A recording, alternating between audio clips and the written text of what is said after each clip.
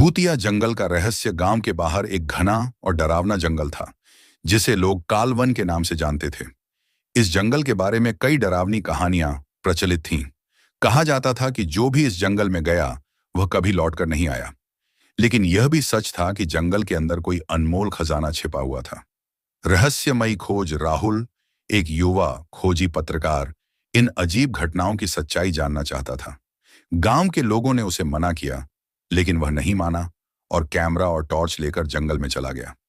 जंगल में घुसते ही उसे एक अजीब एहसास हुआ, जैसे कोई उसे देख रहा हो। चारों ओर अजीब अजीब आवाजें आ रही थीं। पेड़ हवा के बिना भी हिल रहे थे और हल्की सफेद धुंध पूरे जंगल में फैली हुई थी। थोड़ी दूर जाने के बाद उसे एक पुराना टूटा फूटा मंदिर दिखाई दिया। जैसे ही उसने अंदर जाने की कोशिश की, उसे महसूस हुआ कि जमीन कांप रही है।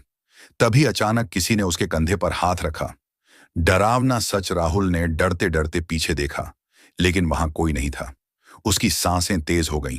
तभी मंदिर के अंदर से किसी के रोने की आवाज आई। उसने हिम्मत जुटाई और अंदर गया। वहां एक औरत सफेद कपड़ों में बैठी थी। उसकी पीठ राहुल की तरफ थी।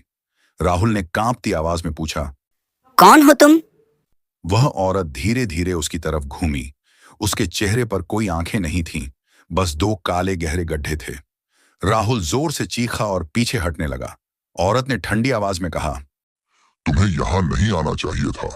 अब तुम कभी नहीं जा पाओगे। तभी मंदिर के चारों ओर से कई परछाइयां उभरने लगीं। वे धीरे धीरे राहुल की तरफ बढ़ने लगीं। राहुल ने भागने की कोशिश की, लेकिन उसके पैर जड़ हो गए थे। गायब हो गया राहुल। अगली सुबह गांव वाले जंगल के पास पहुंचे, लेकिन राहुल का कोई नामो निशान नहीं था। उसके कैमरे की टूटी हुई स्क्रीन जमीन पर पड़ी थी, जिसमें आखिरी वीडियो में वही सफेद साड़ी वाली औरत दिख रही थी, जो कैमरे की तरफ देख रही थी, मानो राहुल को खींच रही हो।